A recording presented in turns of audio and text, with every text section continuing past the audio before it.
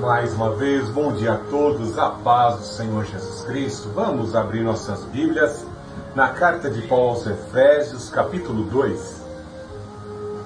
Carta de Paulo aos Efésios, capítulo 2. Carta de Paulo aos Efésios, capítulo 2. Romanos, Coríntios, Gálatas, Efésios. Filipenses, Colossenses, Tessalonicenses, Tito e Filemão. Efésios capítulo 2, verso 1, assim nos diz: Ele nos deu vida, estando vós mortos nas vossas transgressões e pecados, nos quais andastes no passado, no caminho deste mundo, segundo o príncipe do poderio do ar, e do espírito que agora age nos filhos da desobediência, entre os quais todos nós também andávamos, seguindo os desejos carnais, fazendo a vontade da carne e da mente, e éramos, por natureza, filhos da ira, assim como os demais. Mas Deus, que é rico em misericórdia, pelo imenso amor com que nos amou, estando nós ainda mortos em nossos pecados, deu-nos vida juntamente com Cristo. Pela graça sois salvos. E nos ressuscitou juntamente com Ele, e com Ele nos fez assentar nas regiões celestiais em Cristo Jesus, para mostrar nos séculos vindouros a suprema riqueza da sua graça, pela sua bondade para conosco em Cristo Jesus. Porque pela graça sois salvos, por meio da fé. Isto não vem de vós, é dom de Deus, não vem das obras, para que ninguém se orgulhe, pois somos feitos por Ele, criados em Cristo Jesus para as boas obras, previamente preparadas por Deus para que andássemos nela. Vá até o versículo 19.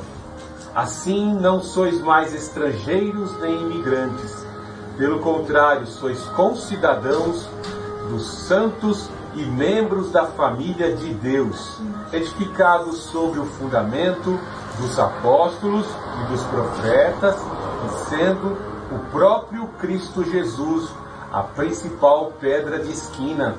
Nele o edifício inteiro, bem ajustado, cresce para ser templo santo do Senhor, no qual também vós juntos sois edificados para a morada de Deus no Espírito. Senhor Jesus Cristo, ó Deus Altíssimo, ó Santo Espírito do Deus Altíssimo, invocamos a Tua presença na ministração desta palavra. A Tua palavra, ó Deus Altíssimo, foi lido. Pelo poder do Espírito Santo, vem, usa os meus sentidos, eu os coloco à Tua inteira disposição para Te servir, para pregar e proclamar a Tua palavra. Senhor Jesus, muito obrigado porque fazemos parte da Tua família. Somos Teus irmãos, Pai Santo, somos filhos de Deus por eleição, por confissão de fé no Senhor Jesus Cristo. Ó Senhor Jesus Cristo, nos adote, persevere em nos salvar pelo selo do Espírito Santo que já está sobre as nossas vidas. Ó Santo Espírito, eu Te clamo neste momento, afasta, afugenta todo o mal, todas as intenções das trevas. E neste momento, fala com a nossa vida, fala o nosso caráter, faz transbordar em nossos corações a esperança no Evangelho de salvação do nosso Senhor e Salvador Jesus Cristo. Em nome do Senhor Jesus, que todos os inimigos da mensagem sejam afastados pelo poder do Espírito Divino, em nome do Senhor Jesus Cristo. Abençoe, Senhor, a todos que nos assistem pela plataforma do YouTube. Em nome do Senhor Jesus Cristo, sejam santificados, selados, revigorados, curados das enfermidades físicas, emocionais e espirituais, em nome do Senhor Jesus Cristo. Abençoa-nos neste momento. E a remanescente cristã Filadélfia adora e exalta ao Pai, adora e exalta ao Filho, adora e exalta ao Santo Espírito. Amém. Que texto maravilhoso do apóstolo Paulo, vindo a nos trazer por essa descrição, a princípio a igreja de Éfeso, que nós, igreja de Cristo, nós que somos filhos de Deus, por adoção, pela aceitação, pela fé ao Senhor Jesus Cristo, nós somos filhos de Deus e agora pertencemos a uma família.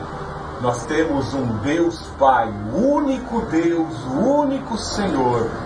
Os deuses dessa terra são efêmeros, os deuses dessa terra são provisórios. Existe momento de auges, momentos de fama, algumas estrelas dessa terra se apagam. Como dizem alguns artistas, são apenas 15 minutos de glória. Mas o nosso Deus é Criador, a sua luz brilha para sempre, sempre brilhou e sempre brilhará, porque Ele é o único Deus, o único caminho, a única forma de salvação. Para onde mais poderemos ir, se só Ele tem as palavras de vida eterna? É muito importante nós termos a convicção de um plano de salvação, entendermos a comissão que todos nós, assim, ouvimos e lemos na palavra de Deus, de que devemos ir por todo o mundo, pregar o Evangelho a toda criatura, ensinar e batizar em nome do Pai, do Filho e do Espírito Santo. Louvado seja esse texto aqui do apóstolo Paulo pela revelação do Espírito. Ele é uma continuidade do que está contido aí no capítulo 1, visto que no capítulo 1 ele mostra em especial e em detalhes a participação, o papel fundamental de cada um dos personagens divinos, do Pai, do Filho e do Espírito Santo na salvação do crente. Algo de maravilhoso, você pode observar o papel do Pai no que diz respeito à nossa salvação. Veja no verso 1:3, bendito seja o Deus e Pai do nosso Senhor Jesus Cristo, que nos abençoou com todas as bênçãos espirituais nas regiões celestiais em Cristo Jesus. No verso 1:4, como também nos elegeu nele antes da fundação do mundo, para sermos santos e irrepreensíveis diante dele, em amor, e nos predestinou para si mesmo, segundo a boa determinação da sua vontade, para sermos filhos adotivos por meio de Jesus Cristo.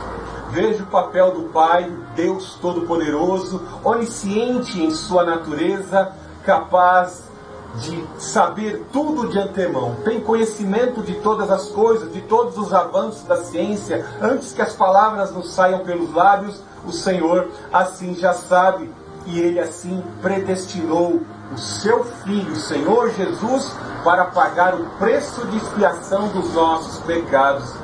Algo de maravilhoso é a palavra eleição. Deus, na sua suprema inteligência, no seu supremo conselho que sabe todas as coisas, Ele elege porque Ele já sabe, Ele conhece a todos, Ele conhecia até mesmo aquele que haveria de trair o seu Filho, o Senhor Jesus, para que pudesse Ele assim, capturado diante daquela conspiração, oferecer na cruz do Calvário o sacrifício pelas nossas vidas. Nós fomos eleitos para a salvação. Deus preparou um plano de salvação, um projeto de salvação. Como eu disse alguns instantes atrás, nesta mensagem, na introdução, existem vários deuses dessa terra. O príncipe das potestades do ar, o Deus desse século, e ele se incrementa, se insere em diversos deuses ao longo da trajetória humana. Até os grandes imperadores, os grandes ditadores se sentiram como deuses, mas foram limitados pela morte, e os seus pecados os condenaram. Vê assim as pessoas na idolatria da sua vaidade, na idolatria do corpo, na idolatria do dinheiro. O dinheiro é a raiz de todos os males, e nós vemos que aqueles que buscaram deuses que não puderam salvar. Mas esse Deus que se oferece a nós aqui, nos mostra o seu plano de salvação, nem a morte pôde detê-lo, porque ele ressuscitou dentre os mortos. Então o plano de salvação consiste na mente do nosso Deus em amar as suas criaturas, os seus filhos, para que o homem não perecesse eternamente separado dele. Ele elabora um plano de salvação cuja ponte seria o seu próprio Filho, o Senhor Jesus Cristo. Somente Deus pode resgatar o homem do pecado. do seu infinito amor e na sua infinita graça, Ele se oferece por meio do seu próprio Filho. Ele mesmo, o Deus Altíssimo, na pessoa do Filho encarnado, paga o preço de sangue pela expiação dos nossos pecados. Algo de maravilhoso isso, porque a única forma de se reconciliar com o único e verdadeiro Deus é por meio de sacrifício de sangue. Nós olhamos no Antigo Testamento e existiam lá diversas sombras, preparações através dos sacrifícios que os judeus faziam para se aproximar de Deus. Abraão fez sacrifícios de holocausto para se aproximar de Deus. Jó todas as manhãs oferecia holocaustos para se aproximar de Deus. Davi fez holocaustos para se aproximar de Deus, em penitência, em arrependimento. Bem assim, cada um de nós, em arrependimento, em sentimento de adoração, temos que nos aproximar do único sacrifício que pode salvar, que é o sacrifício do Senhor Jesus Cristo, com a coração arrependido, confessando os pecados e com o desejo de adorar o verdadeiro Deus. Deixando Deus dinheiro, deixando Deus vaidade, deixando Deus orgulho, deixando Deus ostentação, os apegos materiais, a egolatria, o caráter endurecido, deixar todos esses deuses no altar do Senhor Jesus Cristo, imputar sobre o sacrifício do Senhor Jesus Cristo e adorá-lo, e assim receber a remissão dos pecados, como está aqui no verso 6, para louvor da glória da sua graça, que nos deu gratuitamente no amado Senhor Jesus. Nele temos a redenção, o perdão dos nossos pecados pelo seu sangue, segundo a riqueza da sua graça, que Ele fez multiplicar-se para conosco em toda a sabedoria e prudência. Então vemos aqui que o Senhor Jesus Cristo é quem vai pagar o preço de reconciliação. Ele vai ser a ponte. Por isso que Pedro reconheceu: para onde mais poderemos ir, se só o Senhor Jesus tem a vida eterna. Algo de maravilhoso. Então vemos que o Pai, o Filho, e vemos também agora a partir do verso 10 em diante, a presença do Espírito Santo, o papel do Espírito Santo neste plano de salvação. Porque pedimos perdão, confessamos o nosso pecado, adoramos a Deus e de repente nos deparamos com a nossa natureza frágil. O diabo se levanta e coloca novas tentações, usa os seus agentes para promover injustiça contra a tua vida, para promover o mal contra a tua vida. E você se encontra nessa natureza vulnerável, para que você não se sinta só. Antes de todas as coisas, como está dizendo aqui, o Pai te elegeu, então Ele sempre está com você. Ele já sabe que você vai falhar em alguns pontos da sua missão, em alguns períodos de tempo da tua missão. Você pode se afastar por um tempo, você pode se enfraquecer, deixou de se alimentar na palavra de Deus, você pega uma anemia espiritual, fica desanimado. O inimigo usa setas de agentes de acusação contra a tua vida e você pode cair. Algo de maravilhoso que Davi nos ensina quando ele viu a cidade de Siclag destruída, seus bens e as suas mulheres assim tomadas pelos amalequitas. Nós vemos que Samuel escreve, ali o escritor escreve que ele se fortaleceu no Senhor. É impossível vencer as dificuldades da vida, os desastres, os incêndios da nossa casa. Nossa casa às vezes está cheia de incêndio. Em fase da nossa vida tem períodos dificílimos. Nós não vamos vencer muitas vezes pela nossa estratégia e nem por nossa competência. Nós precisamos de alguém que é divino sobre as nossas vidas. Alguém igual ao Senhor Jesus Cristo, que disse: tem de bom ânimo, pois este mundo eu venci. Então nós precisamos de alguém igualzinho ao Senhor Jesus Cristo, em essência e em poder sobre nós, que é quem? O Espírito Santo.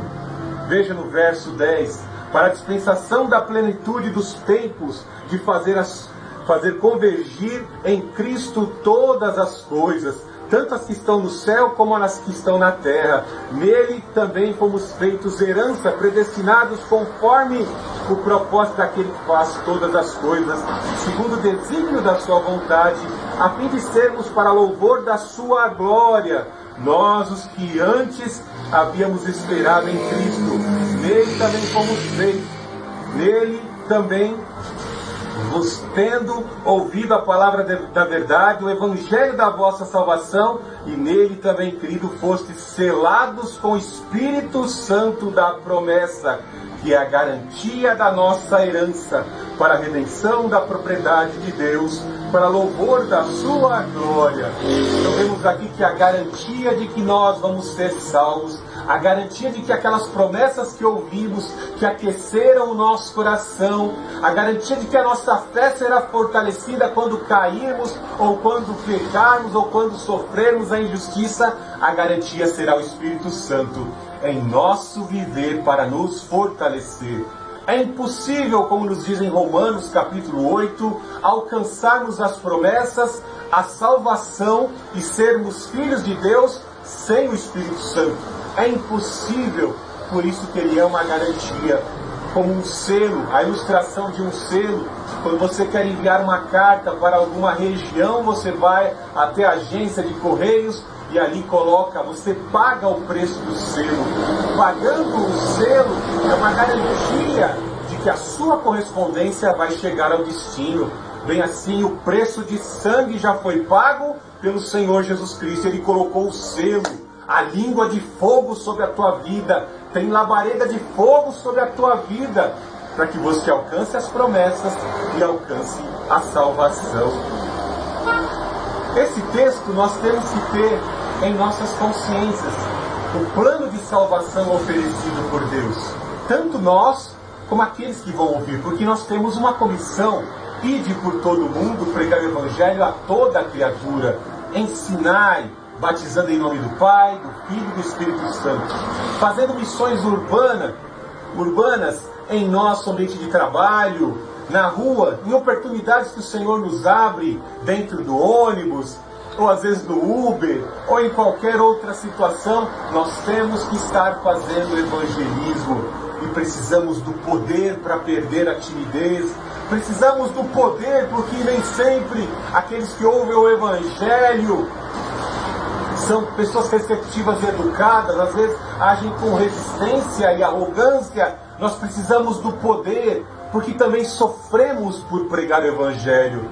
Lá em 1 Pedro capítulo 2 nos mostra claramente, 1 Pedro capítulo 1 nos mostra que o Espírito de Deus estava sobre Noé, estava sobre os profetas, e já prediziam os sofrimentos que haveriam de vir sobre a vida do Senhor Jesus. Então, tanto os profetas como os apóstolos, por terem o Espírito do Senhor Jesus, se tornaram participantes das aflições do Senhor Jesus. Ser cristão não é fácil. Precisamos de poder para carregar a nossa cruz. Precisamos de poder para servir ao Senhor Jesus Cristo. Não é uma tarefa fácil. Para chegar ao destino precisamos de poder, o poder do Espírito Santo. Algo de maravilhoso, o apóstolo Paulo ele vem um discurso maravilhoso, que é o título da nossa mensagem: antes de Cristo, depois de Cristo. Talvez se você já leu um livro de história, você já viu. Eu fui historiador, já li muito sobre isso. Antes do período cristão, no nascimento do Senhor Jesus, e pós o período cristão, depois do nascimento do Senhor Jesus Cristo. É a linha cronométrica do tempo que vai, de certa forma, traçar os períodos da história, em especial para a nossa vida. O que era a nossa vida antes de Cristo? O que éramos e quais eram as nossas condições físicas, espirituais e emocionais antes do Senhor Jesus? E o que são as nossas condições, os benefícios, as promessas que temos em Cristo Jesus? Resumo em síntese que vemos que as palavras do Senhor Jesus Cristo, as palavras dos profetas se cumpriram.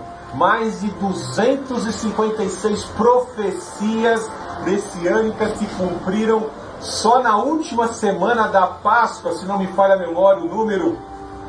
Mais de 256 profecias se cumpriram na semana que, de certa forma, ali marcou o sacrifício do Senhor Jesus Cristo, mostrando que aquele que inspirou para escrever tem poder para fazer cumprir a sua palavra. Ele disse que enviaria o seu Filho para expiação dos nossos pecados, para a nossa salvação, e ele cumpriu naquela Páscoa, quando os cordeiros pascuais assim eram sacrificados. Às 3 horas da tarde, bem assim, o Senhor Jesus deu o último suspiro na cruz do Calvário e ressuscitou numa festa de primícias e derramou o cumprimento da profecia de Joel, o Espírito sobre toda a carne, no dia de Pentecostes. Que coisa maravilhosa! Dê só uma canja aqui, uma prévia do cumprimento, uma simples gama de profecias que se cumpriram no período entre o período da Páscoa e o período do Pentecostes, a era da igreja, a dispensação do Espírito Santo. Veja como ele traz a primeira ilustração, no capítulo 2, verso 1, a condição de que nós éramos e o que nós somos hoje. Ele vos deu vida, estando vós mortos nas vossas transgressões e pecados. Nós somos pecadores, mas antigamente nós éramos cegos pecadores. Antes de ouvir o Evangelho da salvação do Senhor Jesus Cristo, nós éramos mortos em nossos pecados. O salário do pecado é a morte. Adão foi enganado juntamente com Eva. Aí, Eva, pode comer o fruto, você não vai morrer não. Quando ela comeu, tá vendo? Você não morreu. Mas automaticamente o veneno da serpente foi injetado no corpo da Eva, e após ter comido o fruto, passariam-se os anos, seu corpo iria envelhecer e ela haveria de morrer. Vemos que o salário do pecado é a morte. Ou seja, quando nós trabalhamos, nós sabemos que no final do mês, nosso salário vai estar lá na conta. Imaginem neste mundo, onde as pessoas estão mortas espiritualmente, sem o conhecimento de Deus, sem o conhecimento da verdade, seguindo as suas ilusões, seguindo seus falsos deuses. Quando derem o último suspiro, lá vem a fatura, lá vem o olerite, lá vem o que está na conta do banco do pecado, do banco do inferno. Está lá todas as consequências, implicações, as torturas terríveis do inferno para aqueles que viveram uma vida longe do Senhor Jesus Cristo. Por isso é importante valorizar a mensagem de Efésios capítulo 2, verso 1, porque antes estávamos mortos espiritualmente. O que é estar morto espiritualmente? É quando o Espírito de Deus não está alinhado, a vontade do ser humano não está alinhada espiritualmente, moralmente, ao Espírito Santo de Deus. Lá em Romanos 8,16 nos diz que o Espírito de Deus testifica no Espírito do homem que somos filhos de Deus. Não há esse alinhamento, está desalinhado. Os filhos de Deus estão alinhados com a verdade, com o Senhor Jesus Cristo. E os filhos das trevas alinhados com o diabo, pela prática do pecado, pelos ídolos, pelos deuses, pela vaidade. O diabo infiltra nos corações da humanidade, de toda a humanidade, as suas vaidades, as suas loucuras, as suas debilidades, toda a desconfiguração que o diabo proporcionou à vida do homem. Veja que ele fala: antes vocês estavam mortos espiritualmente nas vossas transgressões e pecados, nos quais andastes no passado, no caminho deste mundo, segundo o príncipe do poderio do ar, do espírito que agora age nos filhos da desobediência. Note que a revelação do que você era antes de Cristo, do Senhor Jesus, é mais profunda ainda. Ela começa a revelar para os Efésios e para nós, nos dias de hoje, a atuação dos capetas, dos demônios, sobre os filhos da desobediência. É algo terrível, né? Porque o que o diabo deseja para o ser humano, né? Que é a criatura que Deus mais ama, é a imagem e semelhança de Deus. A destruição, desconfigurar a imagem, desconfigurar o caráter, a ética. Todos nós temos um espírito dentro de nós que proporciona a vida. Tiago nos fala na sua antropologia que o homem é constituído de corpo, alma e espírito. O espírito é a essência viva, o ruach no hebraico, em nossas consciências, que nos traz toda a compreensão do que é certo e o que é errado, as noções do que é certo, da moral e da ética por meio do Espírito. O Espírito está clamando para se alinhar, se entrelaçar com o Espírito de Deus para que a pessoa possa produzir boas obras. Mas enquanto a pessoa atende pela sua alma, que é o centro das decisões, a tudo que é da carne, a tudo que é de vaidade, de orgulho dessa terra, tudo que proporciona prazer à carne, a pessoa se alinha ao diabo. Tem pessoas que são terríveis. É algo que nós vamos tratar depois, mas eu trago uma prévia aqui, que algumas pessoas fazem tantas coisas erradas, mas depois vão lá em confrarias, dão grandes doações, fazem ajudas aos pobres, ajudam asilos de idosos, ajudam a velhinha a atravessar a rua, distribuem datas cabalísticas, docinho para criança, e a pessoa fala, ó, lavei a minha alma, sabe? Doei alguns milhões aí no cofre daquela instituição de caridade. E a pessoa pensa que está lavando a alma e pensa que estas boas obras podem proporcionar a salvação. As boas obras não poderão salvar. Nós vemos isso no 2:9. Não vai ser por obra para que ninguém se orgulhe, porque está cheio de filantropo aí, que já recebeu o nome de rua, nome de obelisco, nome de edifício, mas não eram adoradores do Senhor Jesus Cristo. Sem o Senhor Jesus Cristo ninguém pode salvar. Haja visto o criminoso arrependido que estava ao lado do Senhor Jesus na cruz. A necessidade de arrependimento para que haja salvação, independente das práticas de boas obras. Não é à toa que existem alguns pastores no inferno, por serem adoradores do dinheiro e não adoradores do Senhor Jesus, que é o maior tesouro, 2 Coríntios 4:4.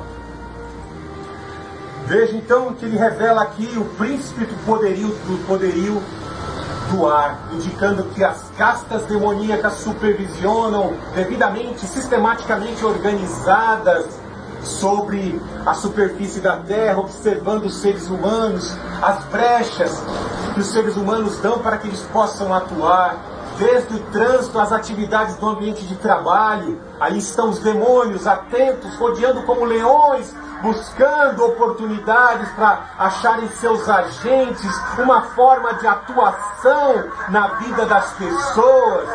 Isso é algo terrível que Paulo está revelando aqui. Os demônios buscando corpos para habitar, buscando corpos de viciados na bebida, no adultério, na fornicação, na imoralidade, no vício da internet, destruindo a visão, destruindo a mente, sendo remoldado por aquilo que as elites dominantes querem que você seja viciado. Algo terrível. São eles que controlam, são eles que põem as suas marcas nesses produtos que geram idolatria. É o príncipe das potestades do ar, Satanás e suas hostes, seus agentes. Veja aí mais uma condição. Então a pessoa estava morta espiritualmente, andava segundo os valores corrompidos deste mundo que gera a destruição eterna, eram receptáculos dos demônios, para a ação dos demônios. Veja no verso 3, entre os quais todos nós também andávamos. Antes andávamos. O apóstolo Paulo andava segundo o curso deste mundo? Não, o apóstolo Paulo era um doutor na lei. Veja que até o orgulho da atividade acadêmica é um orgulho luciferiano, que surgiu daquele querubim que era o mais inteligente, o maestro da orquestra, da sinfonia celestial. Note que o orgulho acadêmico, a posição exercida na sociedade, como juiz, médico, engenheiro, esse orgulho de ter um coeficiente de inteligência alto, é luciferiano quando você não usa esse conhecimento para glorificar a Cristo. É um conhecimento luciferiano. Antes andávamos seguindo os desejos carnais, fazendo a vontade da carne e da mente.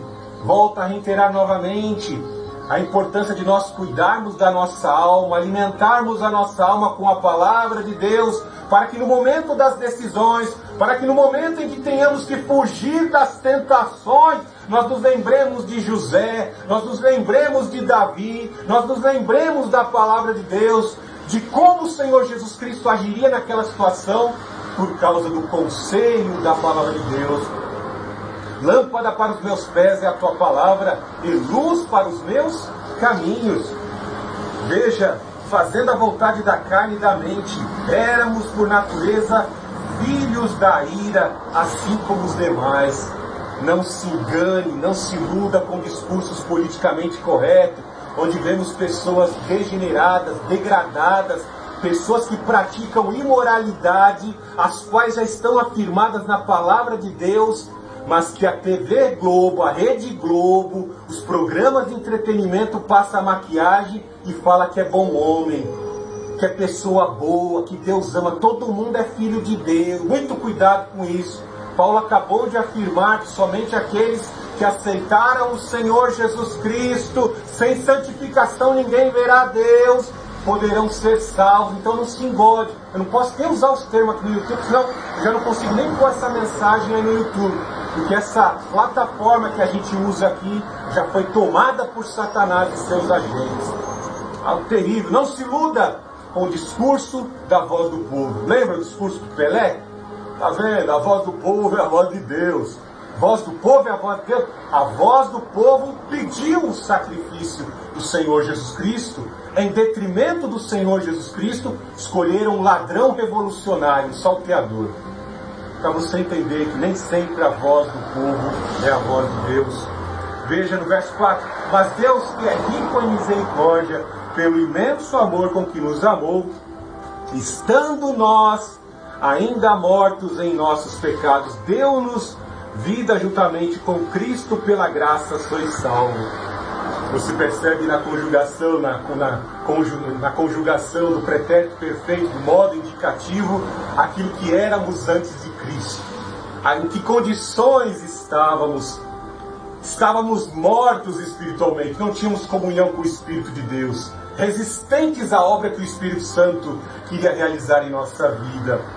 Mas Ele nos elegeu, e gradativamente, pela obra de graça do Espírito Santo, aquela palavra que ouvimos começa a tratar com a nossa consciência, e nós começamos pela nossa alma, assim, a discernir, compreender, medir, mensurar a implicação das nossas atitudes, o mal que estamos fazendo aos nossos semelhantes, às pessoas ao nosso redor, a tristeza que às vezes proporcionamos no coração das pessoas por palavras inconsequentes, não premeditadas, não pensadas. O Espírito Santo, que é um Espírito de graça, começa a trabalhar em nosso entendimento. E aí ele faz a ilustração maravilhosa aqui. Se cremos que o Senhor Jesus Cristo pagou o preço da expiação dos pecados e ressuscitou ao terceiro dia num corpo ressurreto, bem assim cada um de nós, quando declaramos com a nossa boca